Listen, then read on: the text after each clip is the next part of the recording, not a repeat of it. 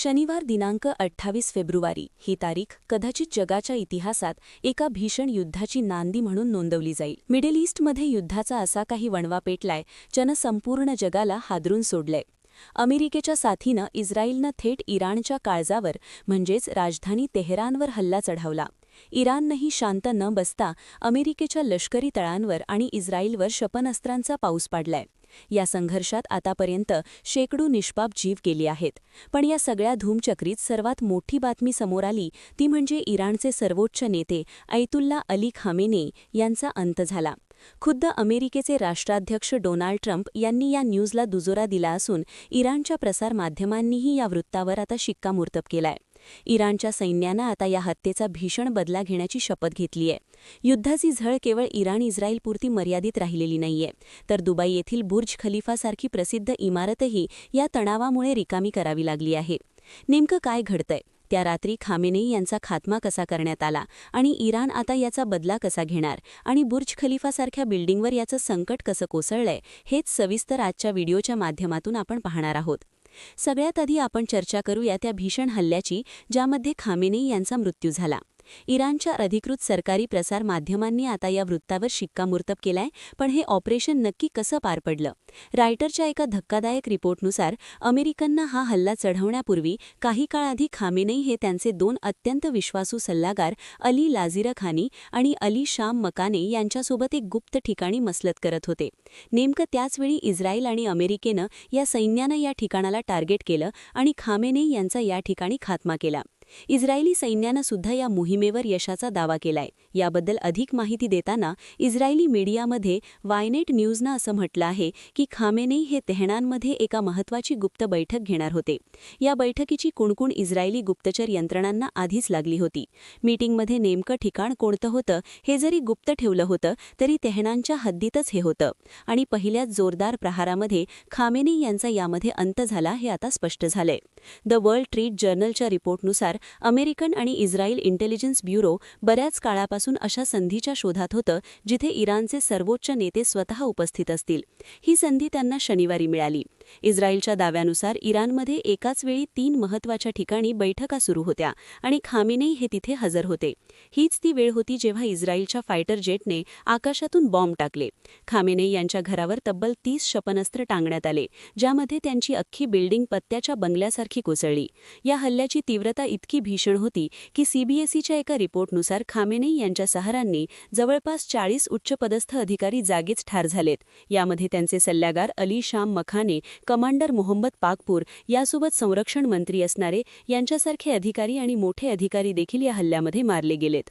या संपूर्ण मोहिमेनंतर जगाचं लक्ष वेधून घेतलं ते अमेरिकेचे राष्ट्राध्यक्ष डोनाल्ड ट्रम्प यांच्या एका विधानानं. ट्रम्प यांनी सोशल मीडियावर एक सडेतोड असणारी पोस्ट केली आणि त्यामध्ये लिहिलं की जगातील सर्वात क्रूर आणि हुकुमशहाचा अंत झालाय. त्यांच्या मते या कारवाईमुळे केवळ अमेरिकेलाच नाही तर इराणच्या जनतेला आणि संपूर्ण जगाला खऱ्या अर्थानं न्याय मिळाला आहे. आता इराणमधील परिस्थिती देखील हाताबाहेर गेलीय. खुद्द खामेनेई यांच्या अधिकृत सोशल मीडिया हँडलवरून कुराणमधील एक आयात पोस्ट करण्यात आलीय, ज्यातून या घटनेचं गांभीर्य स्पष्ट केलंय. सरकारी माध्यमांनी दिलेल्या माहितीनुसार हा हल्ला केवळ राजकीय नव्हता तर वैयक्तिकरित्या देखील तितकाच भीषण होता. या हल्ल्यात खामेनेई यांची मुलगी, जावाई, नात आणि सून यांचाही यामध्ये मृत्यू झालाय असं देखील समोर आलंय, ज्यामुळे संपूर्ण इराणच हादरून गेलंय. यानंतर इराण सरकारनं 40 दिवसांचा दुपट्टा जाहीर केला असून सलग 7 दिवसांची सार्वजनिक सुट्टी देखील जाहीर करण्यात आली आहे. रविवारी पहाटे इराणी लष्करानं अधिकृत आपल्या सर्वोच्च नेत्याला निधनावर शोक व्यक्त केला.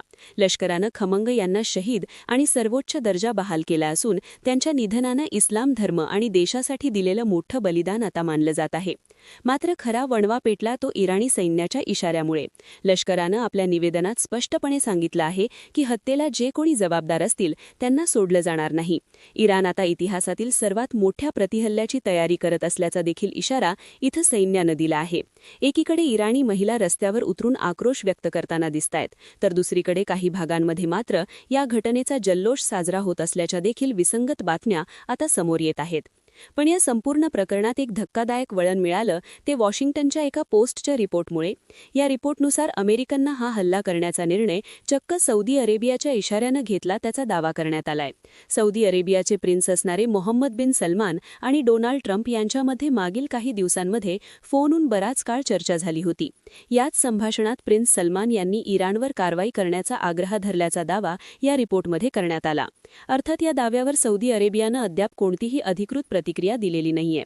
पण यामुळे मध्य पूर्वेतील राजकारण आता अधिकच गुंतागुंतीचं झालं आहे. सर्वोच्च नेते असणारे खामेनेई यांच्या निधनानंतर आता इराणची सूत्र कोणाच्या हातात जाणार हा सर्वात मोठा प्रश्न होता. इराणमधील प्रसारमाध्यमांनी दिलेल्या माहितीनुसार सध्या देशाचा कारभार चालवण्यासाठी 3 सदस्यीय एक विशेष समिती नेमण्यात आली आहे. या शक्तिशाली समितीमध्ये इराणचे राष्ट्राध्यक्ष, सर्वोच्च न्यायालयाचे मुख्य न्यायाधीश आणि गार्डियन काउन्सिलचे एक प्रतिष्ठित धर्मगुरू यांचा समावेश आहे.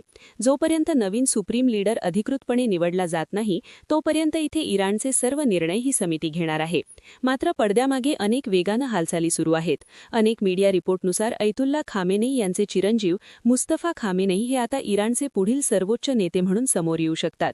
खरं तर 26 सप्टेंबर 2024 रोजीच खामेनेई यांनी आपल्या ढासळत्या प्रकृतीमुळे मुस्तफा यांची आपले वारसदार म्हणून निवडलं होतं आणि त्यांनी स्वतः इराणच्या असेंब्लीच्या 7 सदस्यीय समितीमध्ये एक बैठक बोलवली होती आणि त्या बैठकीच्या मध्ये देखील मुस्तफा यांच्या नावावर शिक्कामोर्तब करण्यात आल्याचं सांगितलं जातं. असेंब्लीनं या नावावर एकमतानं सहमती दर्शवली होती. त्यामुळे केवळ आता अधिकृत घोषणेची प्रतीक्षा उरली आहे. राजकीय बदलांबरोबर लष्करी पातळीवर देखील मोठे फेरबदल झाले आहेत. इराणचे नवीन लष्करप्रमुख म्हणून अहमद वाहिदी यांची नियुक्ती करण्यात आली आहे. वाहिदी हे इराणचे राजकारणातील आणि लष्करातील एक अत्यंत वजनदार नाव मानलं जातं. यापूर्वी त्यांनी संरक्षण मंत्री म्हणून देखील काम पाहिलं आहे. विशेष म्हणजे त्यांच्या आक्रमक इतिहासामुळे इंटरपोलनं त्यांच्या विरुद्ध आधीच रेड नोटीस जारी केली होती. या नवीन आणि आक्रमक नेतृत्वामुळे इराणनं आता प्रतिशोधाचा अग्नितांडव सुरू केलाय. खामेनेई यांच्या मृत्यूचा सूड घेण्यासाठी इराणनं आता संपूर्ण मध्य पूर्वेलाच वेटीस धरलंय. इराणी लष्करानं केवळ इस्रायलवरच नाही तर कतार, जॉर्डन आणि UAE सारख्या देशांवर देखील वारंवार हल्ले चढवायला सुरुवात केली आहे. युद्धाची ही ठिणगी आता संपूर्ण आशियाई क्षेत्रामध्ये धोक्याची घंटा ठरत आहे. इराणच्या या संतापुरामुळे आता अबुधाबीमध्ये देखील रक्ताचा सडा पडलाय. अबुधाबीच्या जायड इंटरनॅशनल एअरपोर्टवर जवळजवळ एक भीषण घटना देखील घडली आहे. इराणनं पाठवलेली ड्रोन तर पाडण्यात आली आहेत, पण या हल्ल्यात एक आशियाई नागरिकाचा देखील जीव गमावा लागलाय, तर यात 7 जण जखमी देखील झाले आहेत. युद्धाची ही झळ केवळ विमानतळापर्यंत मर्यादित राहिलेली नाहीये, तर इराणनं चक्क जगातील सर्वात उंच असणारी इमारत बुर्ज खलिफावर सुद्धा आपल्या निशाणावर धरलंय. सोशल मीडियावर सध्या एक व्हिडिओ प्रचंड व्हायरल होतोय, ज्यामध्ये बुर्ज खलिफाच्या परिसरातून धुराचे लोट निघताना स्पष्ट दिसतायत. इराणनं स्पष्ट केलेल्या या ड्रोन हल्ल्यामुळे दुबईमध्ये प्रचंड खळबळाट पसरली आहे. खबरदारीचा उपाय म्हणून बुर्ज खलिफा तातडीनं रिकामी करण्यात आली असून आजूबाजूच्या परिसरात देखील भीतीचं सावट आहे. याचा मोठा फटका हा दुबई इंटरनॅशनल एअरपोर्टला देखील बसलाय. जगातील सर्वात व्यस्त मानलं जाणारं हे विमानतळ आता या हल्ल्यानंतर काही काळासाठी पूर्णपणे बंद करण्यात आलंय. मिळालेल्या आकडेवारीनुसार 280 पेक्षा जास्त उड्डाणं आता रद्द करण्यात आली आहेत, तर 250हून अधिक विमानांना आता त्यांना विलंब झालाय. विमान वाहतूक क्षेत्रामध्ये या संपूर्ण परिसराला आता सध्या रेड झोन मानलं गेलंय. एकूणच काय तर अयतुल्ला खामेनेई यांच्या मृत्यूनंतर इराण आणि अमेरिकेतील हे युद्ध आता एका धोकादायक वळणावर येऊन ठेपलंय. इराणनं आता आपला बदला घेण्यासाठी केवळ अमेरिकेच्या तळांवर नाही तर संपूर्ण मध्य पूर्वेलाच वेटीस धरलंय. दुसरीकडे अमेरिका आणि इस्रायल सुद्धा या हल्ल्याचा चोख प्रत्युत्तर देताना आपल्याला दिसतंय. खामेनेई यांचा अंत आता इराणचा हा प्रतिशोध जगाला कोणत्या संकटात ढकलणार, अमेरिका आणि इस्रायल या आगीचा कसा शांत करणार हे पाहणं आता महत्त्वाचं ठरेल. पण तुम्हाला याबद्दल काय वाटतं?